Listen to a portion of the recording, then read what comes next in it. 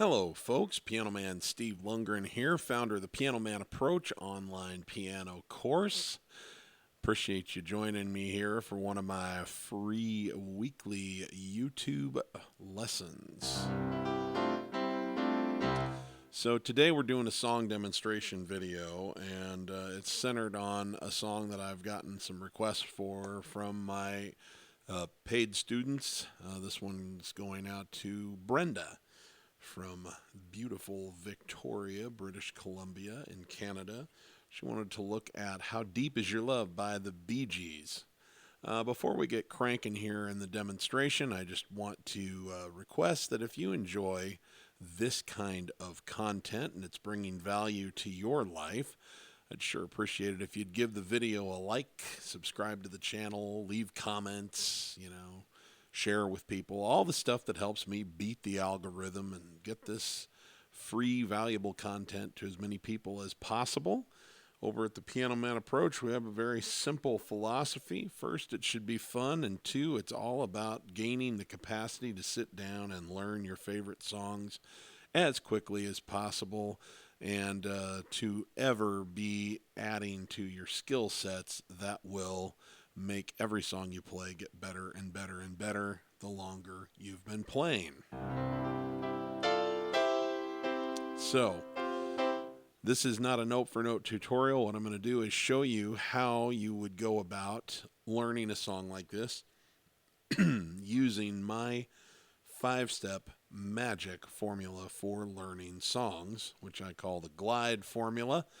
GLIDE is an acronym, and I named it that because when you master these steps and the components that make up those steps, you can glide right through learning pretty much any song that you want.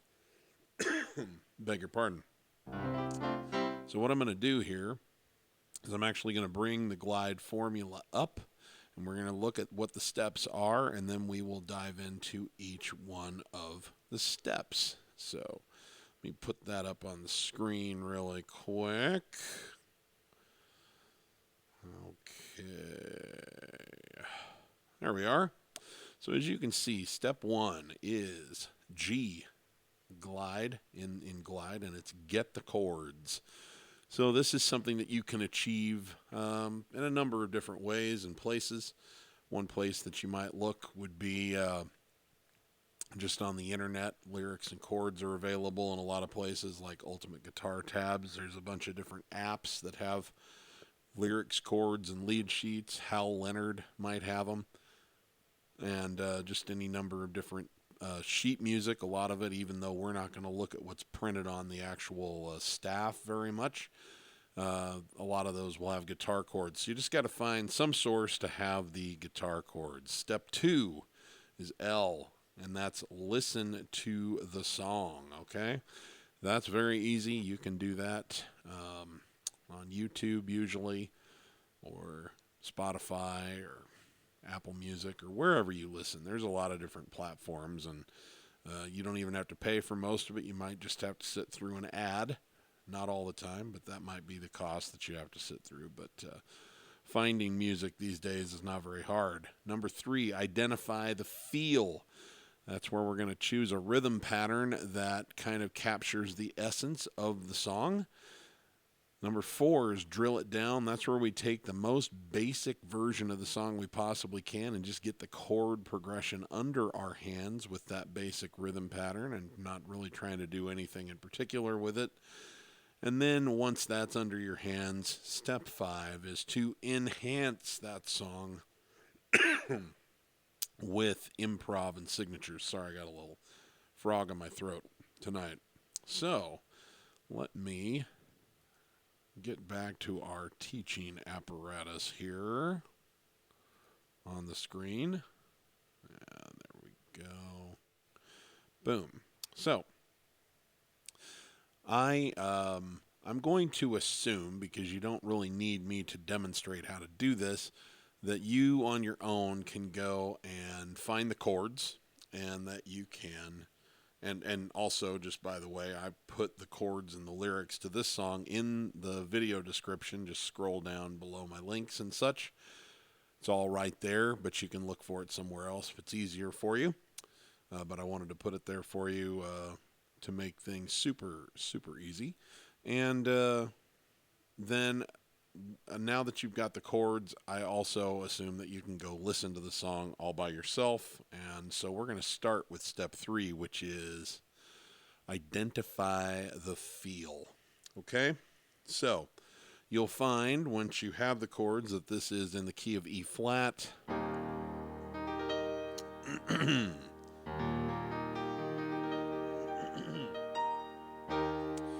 So I'm just going to find an E flat chord here in what we call root position. Okay? That's all we're going to do. And we have a few different things. I teach 4 essential feels that then we can do modifications to. The first one we call the basic feel. And what you want to do is take the rhythm pattern, run it through each of these feels and see which one's the closest to what makes you feel like you're kind of representing the essence of that recording, okay? So the first one is we call the basic feel, and we're just playing quarter notes in the left hand, 2, 3, 4. And just to have something to do with the right hand, we come down on counts 2 and counts 4.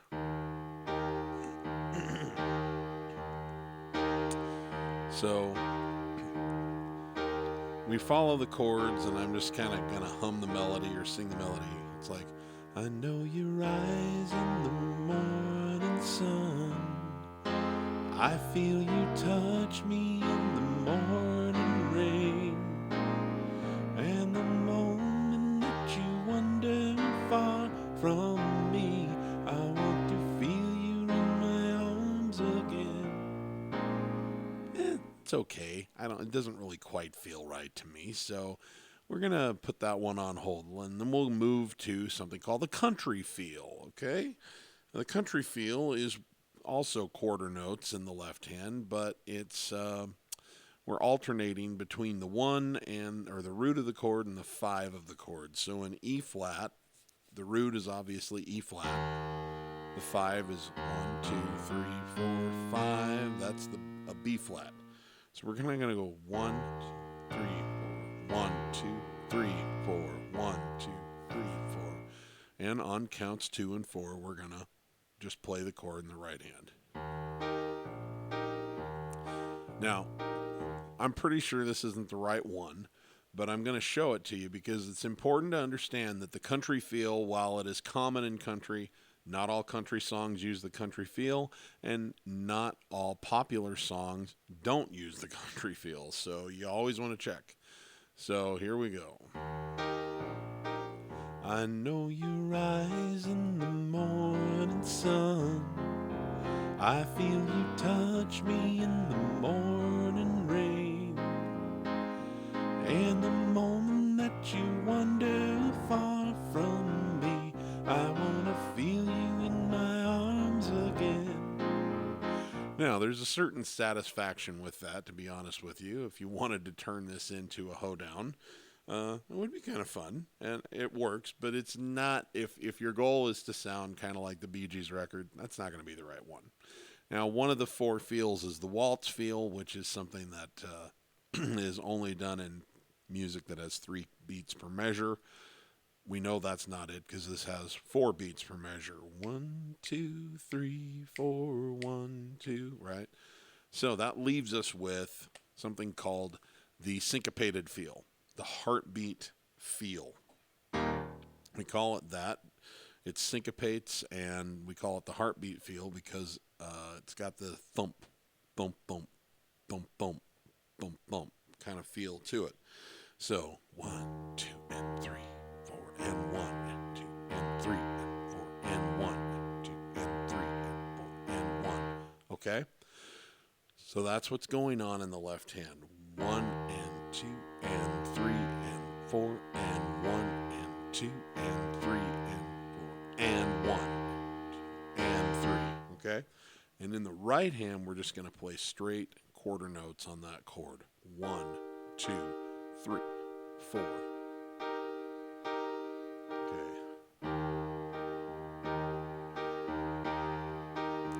I know you rise in the morning sun. I feel you touch me in the morning rain. And the moment that you wander far from home, I wanna feel you in my arms again. Now, can you feel how suddenly the song just kind of fell right into place? We're not done yet. There's modifications we can make to make it even more perfect for the song. But can you feel how out of those four choices, and we didn't even try the waltz feel, obviously, but out of those choices, the song just really took shape. It just fell right into the pocket. That's what you're looking for, is that ding, ding, ding, ding, ding, ding, ding kind of feeling when you're going through these. Some songs are very obvious. Some songs are a little more ambiguous, because there are tunes where you could do an effective rendering on more than one rhythm pattern. But most of the time, and I would say good 80 to 90% of the time, the song is going to fall very, very clearly into one of those baskets. Okay? So we have now identified the feel. So what we want to do is we want to drill it down. We want to go to the D, the fourth step in the glide formula. We want to drill it down. So what we want to do is play the chord progression. And this is got kind of a sophisticated chord progression. Not crazy, but the chords are a little bit complex. So you have like E flat, you have E flat major 7, A flat major 7, and then you got a few times you repeatedly go back to an A flat chord over a B flat bass. Okay? And what they're doing is creating a tension, right, that then releases on the E flat, right? Tension, release. Not the only way that you could release that chord, but in this song, that's what they're doing. So these are, you a little bit of sophistication in the chord progression. A lot of them have sevens of some sort. So you have G minor 7, F minor 7, C7, G7, and some major sevens. And, if you're not familiar, a major 7, here's the difference. So we're on an E flat chord, right? 1, 2, 3, 4, 5, 6, 7. Now, under most circumstances, when you see 7 written next to a chord, it means to flat the 7. If it says E flat 7, it's saying play an E flat triad and then put that flatted 7 there. If it says E flat minor 7, it means play an E flat minor triad, which means flat the 3rd and then flat the 7. Okay? But when it says E flat Maj major 7, it means, nope, play the 7 just like it appears in the scale, in the major scale. Okay? Less common than the ones where you play the lowered 7th, but very pretty song, and it's got a very specific effect. So we've got some major 7s and some dominant 7s and minor 7s, and then that weird thing with A flat over B flat. So we're going to run through the chord progression with this rhythm pattern and just kind of get it under our hands. So it starts out E flat major 7, A flat major 7, A flat over B flat. Okay, so watch that nice and slow.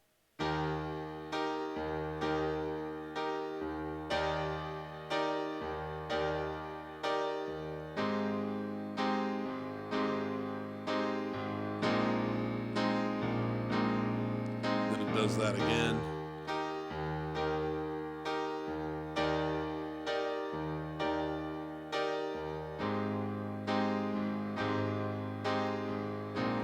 Okay, and then the singing comes in, goes, I know you're E flat, and then it goes to a G minor 7. So G minor chord with a dominant 7, lowered 7 there. F minor 7. C7, so this is now just a C major chord with a dominant 7. F minor 7, G7, A flat over B flat. Then E flat, G minor 7, C minor 7, F minor 7, A flat over B flat. Okay, then it goes to the little pre-chorus and it says A flat major 7, G minor 7, F minor 7. Now it goes to a D flat 9. What does that mean? Okay, well it means a D flat, and then it means a D flat 7,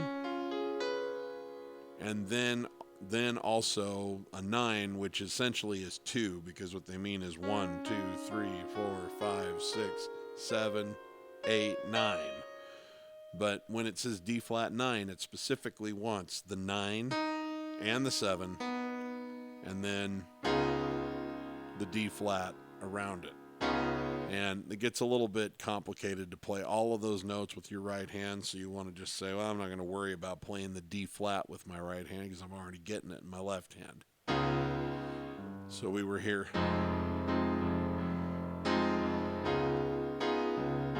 Then G minor 7, A flat over B flat, and we're into the chorus. E flat, E flat major 7, A flat major 7, A flat minor 6. That's a sophisticated chord, A flat minor. So we play, here's your A flat major, flat the 3rd, 1, 2, 3, 4, 5, 6. So we add the 6 in there with it. Now we're back to E flat. Then it goes to a B flat minor over a D flat bass. Okay, B flat minor, D flat bass. And then a C7, F minor, back to this A flat minor 6, E flat. So like I say, this is kind of sophisticated chords. So what I want to throw out there for you is, if that feels a little over your head, one thing you can always do with sophisticated chords is drop everything except the basic triad. So major, minor. Occasionally, if you see suspended or augmented or diminished, then that would be fine. But, you know, about 80% of the time, it'll just be major or minor, and you don't have to play anything else with it. It won't be as colorful, but you don't have to have that other stuff to make it work. So it will work to just play E flat, A flat. Now, the one caveat is you always want to play the bass note that it's telling you. So if you have A flat over B flat, play the B flat bass. So this is going to be just fine. You don't have to get all those major 7s.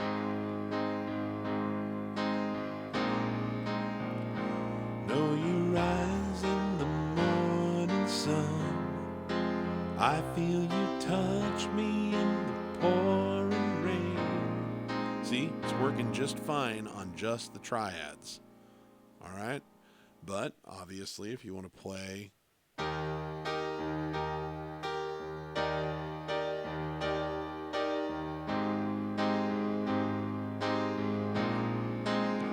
I know you rise in the morning sun.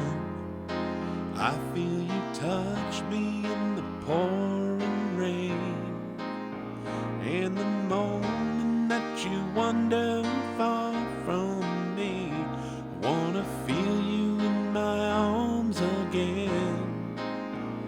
Now keep in mind, we've done nothing yet to enhance the song. All we're doing is playing just a very basic rhythm pattern, just very you know, stripped down, no bells and whistles, and we've even tried it without any complex chords, and it's working just fine. Okay, and you come to me on a summer breeze, keep me warm in your love and you softly me, and it's me you need to show. And I'm not Barry Gibb, so how deep is your love? Okay, anyway, I'm gonna spare you guys the indignity of hearing my falsetto, but or at least any more of it than you've already had to sit through. So this gives us a pretty good basis. So what you want to do is just kind of run through this several times and just get that rhythm pattern and that chord progression under your hands. And again, you kind of have to decide, is it really above my pay grade right now, my current skill level, to try to get all of the sophisticated chords, like, you know, the major sevens and the minor sevens and all of that stuff in there? Because if it is, strip it down to just your major and minors. That's fine. Wherever you're at is where you need to be playing at, right? And then that'll grow. That'll grow. The capacity to do the step above where you're at comes from mastering where you're at. A lot of people are worried, like, well, if I'm not practicing things that are harder than what I already know how to do, then I'm never going to get there, right? And that's not actually how it works. The better you get at the level that you're currently at, the more you kind of naturally progress to the next level.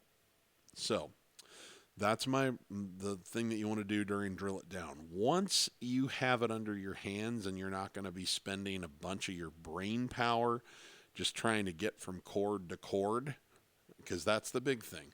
And in some of your cases, the best way for you to jump from chord to chord is going to be just kind of being in root position, you know, where your thumb is on the root of the chord. So E flat would be here, and A flat would be here, F minor would be here, right? And that may be the most efficient way for you to navigate at this point, is just to stay in root position. Some of you have enough experience with chords that you might play around with different chord inversions, which means that you're playing an E flat and it's just these three notes. So sometimes you might be here, sometimes you might be here, or here, right? And it's all about finding the inversions that you like the sound of best, but also ease of moving your hand around the keyboard. And again, that's something that you kind of have to figure out, what is doable for me right now. And then know that as you become a better player, you'll be able to add that nuance in, and it won't just be this song that gets better. Every song you play, you'll have that nuance available, because it's a skill set that's transferable that you're picking up, instead of just something that is very specific to one song. So, but once it's under your hands and you're not going to have to spend most of your brain power just thinking about how to get from this chord to this chord, now you're ready for the fifth step in glide, which is to enhance the song with harmonic and rhythmic modifications and enhancements, okay? So, let me give you some examples of this. A harmonic enhancement is where maybe you change the chord a little bit. That's where you're doing things like using chord inversions, more sophisticated chords, and adding special notes in that you like. I have a collection of what I call money notes, and one of my favorite ones, for example, is the added 9. When we say added 9, it's different from just 9, because when you see D flat 9, it means you have to play the dominant 7 with it. But when you add a 9 in, I'm just playing this E flat chord, right? And I can play the 2 or the 9 along with the chord, and I don't have to put anything else with it. And see how it kind of adds a little softening touch to it. It's a very ballady kind of chord. Now, it's not written in the sheet music or in the guitar chords to put that in there. That's just something I'm throwing in because I like the sound of it, particularly in ballads. So you're going to see me do that with a lot of these chords, and that is my addition. That's my modification, right? It's a harmonic modification. I'm changing the chord a little bit. So...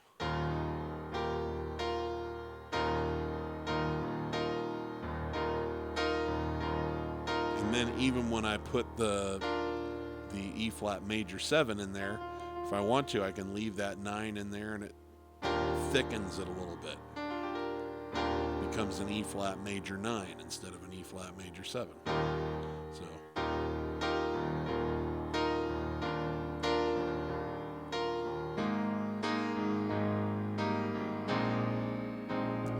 know you rise in the morning sun.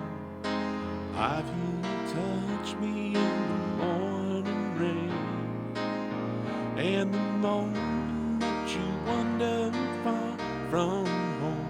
Okay, so that's something that you can consider doing. So getting to know your chord inversions and getting comfortable maneuvering around in chord inversions is definitely a way that you can harmonically modify and enhance a song, because now we're not just stuck with this.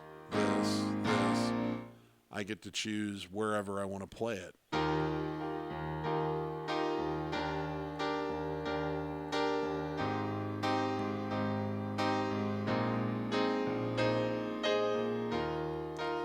See what I did there? Played that A flat over B flat, and it was like this inversion, this inversion, this inversion, this inversion. Just 1, 2, 3. That's a harmonic modification. So lots of that kind of stuff that you can do is just utilizing chord inversions and adding in pleasant notes. In a ballad like this, where they've already got a lot of sophisticated chords, I would probably not add tons of extra notes because they've kind of already outlined what all your special notes are. But for me, that added 9 is like a fixture that I use a ton, particularly in ballads. The next kind of modification and enhancement is a rhythmic enhancement. That's where we do things like toggles and arpeggios. What's a toggle? Well, you're already on a chord. We want to utilize the chord that you're already on and then do something with it rhythmically that's cool, but it doesn't require tons of effort. You don't have to move your hand all over the piano because you're already right here and there's something you can do. So a toggle is where you play the top part of the chord, toggle to the thumb and back. Right? And there's you can do that in a bunch of different kinds of rhythms, but it's something that you can throw in there.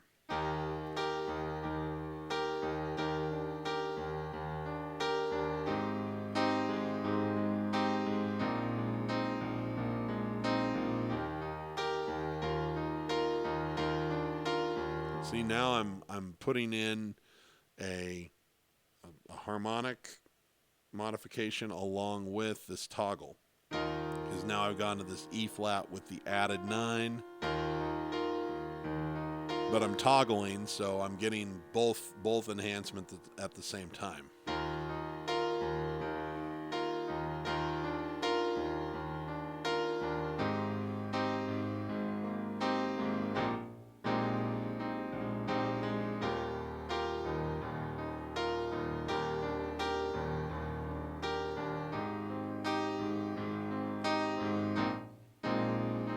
Hear you rise in the morning sun. I feel you touch me in the morning rain. The moment that you wander far from home. So see what I'm doing there is that I'm freeing myself up from having to play 1, 2, 3, 4 with the right hand. I'm taking these toggles and I'm kind of creating a little bit different thing. What I'm doing though is holding my left hand very, very steady with thump, thump, thump. That syncopation, thump, thump, thump, thump, thump, thump, thump, that heartbeat. Why? My left hand is the bass guitar and the drum kit. My right hand are electric guitars, keyboards, and possibly even vocals if you're going to play the melody in the right hand, which I'll show a little bit of here at the end. But the first thing you always want to do is kind of get an accompaniment version under your hands, comfortable with that, and then you can drop the melody in around all of the fun stuff that you're doing. So that's the last step, not the first, if you're going to play the melody in the right hand. I tend to mostly sing while I play, but I know a lot of people don't, so we're going to show a little bit about that. But I'm freeing myself up from having to just play straight quarter notes and doing different things with it. But one would be one, da, da, da, da, da, da.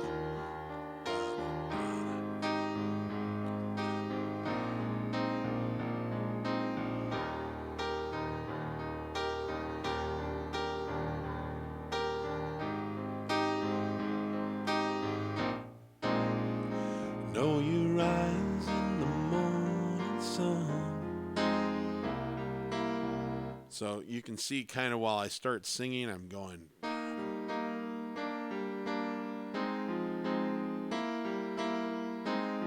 One and two, three and four. 1 and 2, 3 and 4. Wouldn't have to be that, but that's just something that kind of, naturally flowed out. So you can try different things. But I'm using that toggle as a way to not only create fills in between the melody, but also as a way to modify the rhythm pattern itself. Okay? So now it's taking shape. The song's getting a little more character. Each layer that we add, first it was just learn the chords, and then it was plug them into a rhythm pattern. Then it was just get comfortable with it. And then we started making the chords a little more sophisticated. Now we're adding some more rhythmic stuff in it. And each layer is giving the song a little more character. So we've suddenly gone from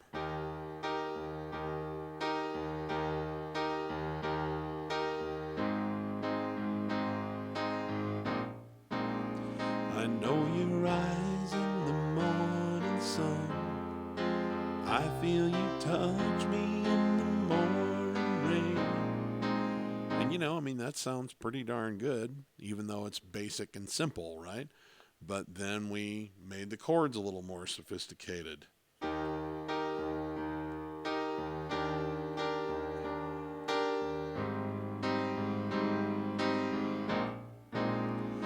know you rise in the morning sun. I feel you touch me in the pouring rain. All right. Then we started freeing ourselves up to make it a little more rhythmically interesting. And we got. I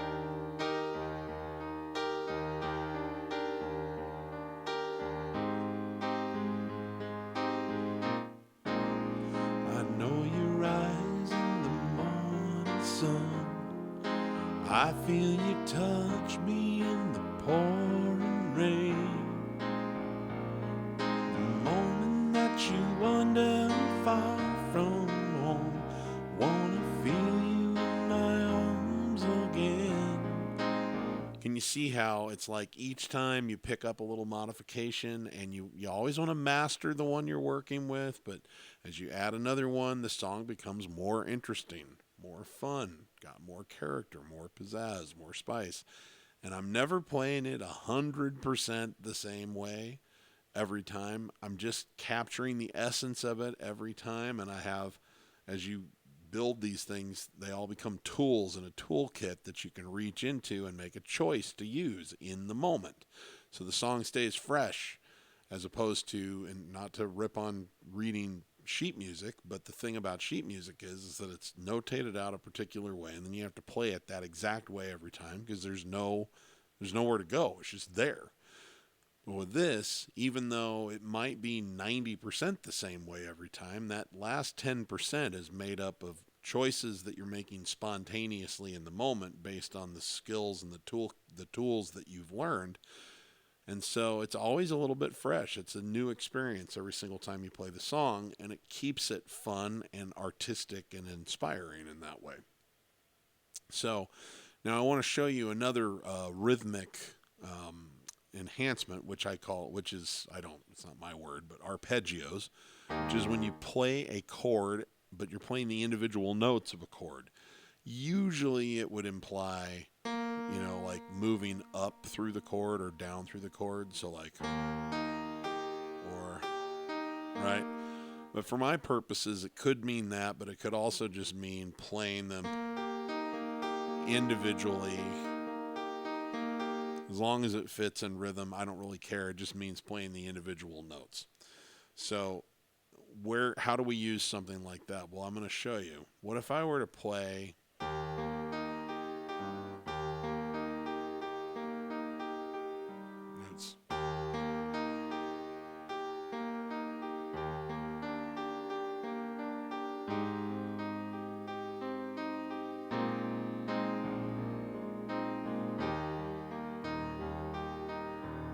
what if I just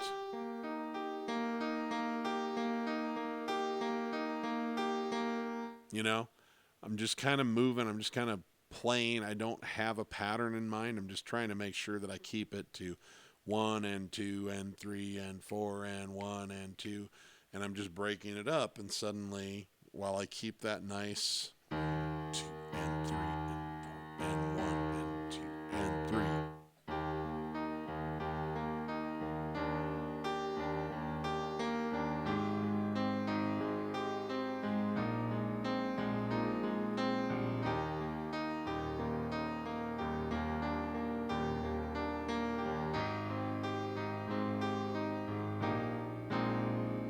Now, could you do that as 1 and 2 and 3 and 4 and 1? You could just go down repeatedly, 1 and 2 and 3 and 4 and 1 and 2 and 3 and 4, and that would work fine.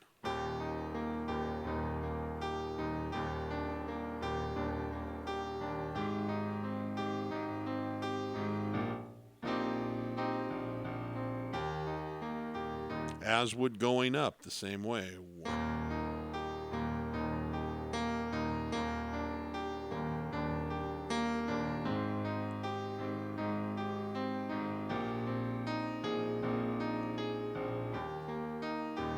So there's really not a wrong way to go about it. It's just playing the individual notes and understanding we got to keep it, in time. 1 and 2 and 3 and 4 and 1 and 2 and 3 and 4 and, while holding our rhythm pattern in the left hand.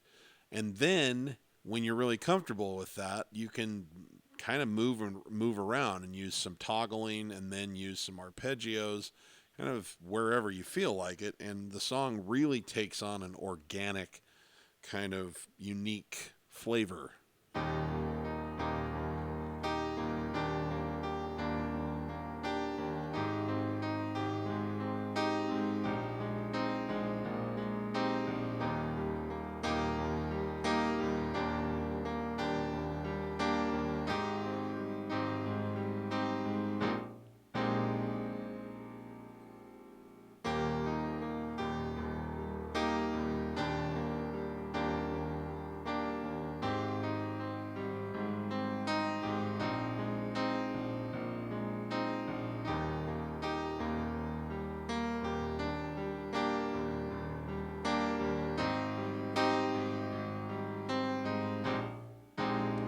I know you rise in the morning sun.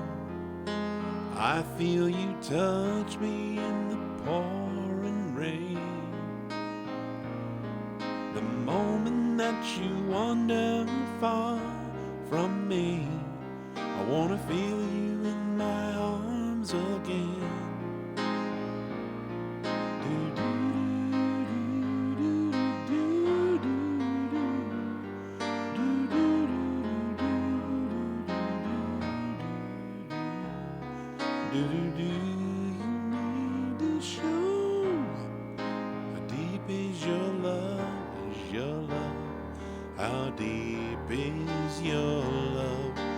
I really mean to love, 'cause we're living in a world of fools, breaking us down when we all could let us be.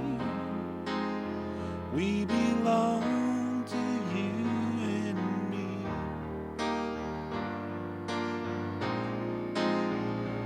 And suddenly, over the course of time, this just keeps becoming a more interesting, more fun song to play.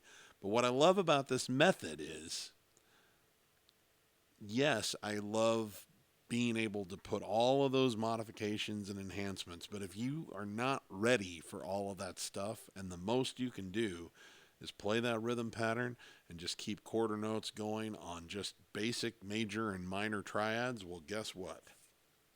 It's going to sound pretty darn good. That's a great starting place, and there ain't a thing wrong with it.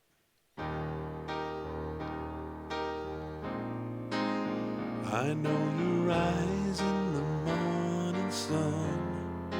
I feel you touch me in the pouring rain.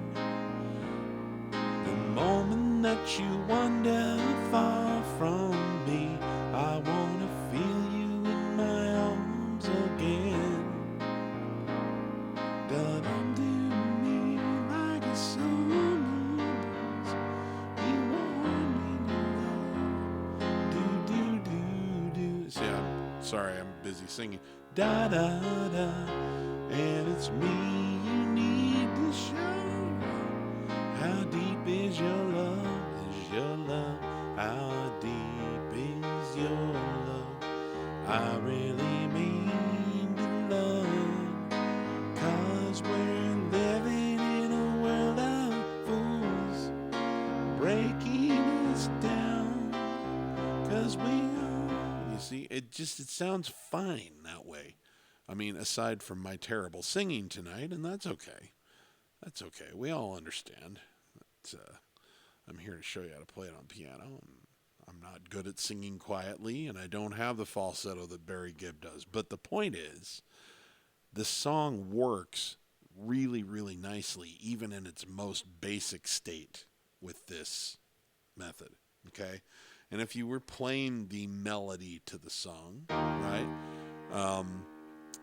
the same thing would apply. And I have another whole formula that we talk about over in my paid courses. It's called, in my right-hand melody and ear training course, it's called Flow, where it's like find the melody and then lay it in and then, optimize or, ornament, ornament with all of your little tricks that we've learned around the melody.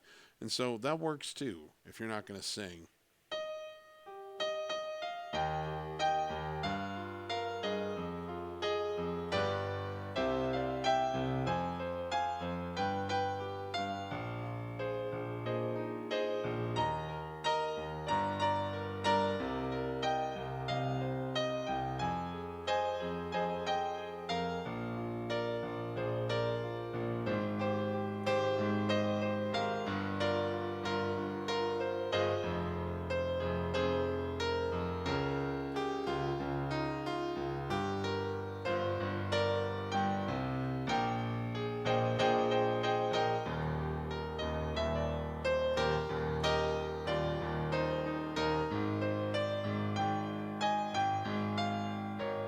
So, and I haven't even figured out really what the melody is, but my point is, as you're going along, you're playing the melody and you can add these toggles and you can add these arpeggios.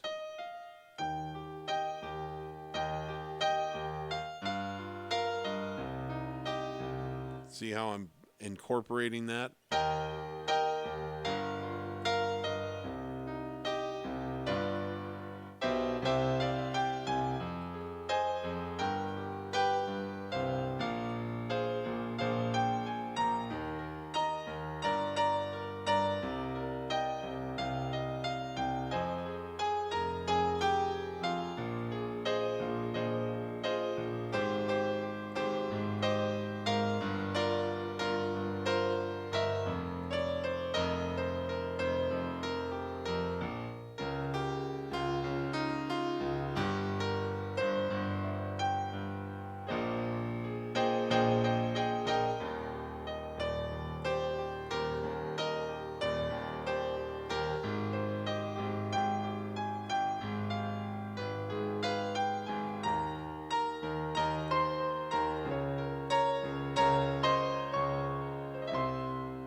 So it's still very nice because the root of it all, at the end of the day, no matter what you're doing with your right hand, the foundation it sits on is that left hand. Just really finding the right rhythm pattern and keeping it going all the way through. And that's what makes it work, whether you're doing something simple with the right hand or something sophisticated with the right hand, whether you were accompanying yourself singing and just finding a nice rhythm pattern, and playing riffs and fills in between, which are based on your little kinds of enhancements, or if you're trying to play the melody and you're just trying to ornament it a little bit as you go, whether you're doing it simply or sophisticatedly, it's that left hand that gives it the pace and the feel and basically takes it from being a boring, kind of clunky something to basically sounding kind of like the record. It's just sitting right here at your piano and having the music come out of you. And that's the power of this method. Those rhythm patterns really change the world. I mean, it's the main thing that I see people struggle with. Most people that go through some kind of traditional piano lessons at some point are taught, if they stick around long enough, they're taught how to read chord symbols, but then they're never taught what to do with them. And that's always the thing that's really the missing component, is the rhythm pattern. You have to have a rhythm pattern. It's a little trick that I stole from watching people who were good acoustic guitar players. You know, they knew their chords, but they had strumming patterns that they used. And they usually had 3 or 4 that they chose from. And one of those 3 or 4 would always work for about any song that they were playing. And I kind of developed my own little set of rhythm patterns that I thought would work for everything. And so this is about 30 years of playing the piano. I came up with 4 of them that really seemed to nail about 95% of all popular music. And then as you start learning these different enhancements and ornamentations and modifications, then you can really make some hay and do some fun and interesting things. And the song can then grow with your skill set on the piano. It's like a rising tide that lifts all boats. Because if you learn a new skill set that goes into your little piano toolbox, it's available for anywhere you want to put it and any song you want to play. So every song that you play gets better with every tool that you learn. And that's really, really fun. And it makes it fresh and exciting to just keep playing the songs that you love and to keep learning new songs. So I'm going to let this be enough for today, but hopefully this has given you some useful tips and something that you can apply to your piano playing right now, whether it's this song or some other song that you want to play. The idea is to be passing along valuable, useful information that is applicable in your playing as soon as right now. That's what I'm always hoping for. If you did enjoy this, as I said, please like the video, share it, comment, all of that good stuff. Subscribe to my channel, and check out the Piano Man Approach. We got some free stuff, kind of free exclusive stuff over there for you. And we'd love to have you be part of the community. If you are so inclined, come check it out at pianomanaapproach.com. Really appreciate you taking the time to watch this video today, and I hope that you're having a good one. And remember my personal mantra as you go out into your life and making music: if you're not having fun when you're making music, you're doing it wrong. Okay, I'm Piano Man Steve Lungrin, and I'm signing out for now. Thanks for tuning in.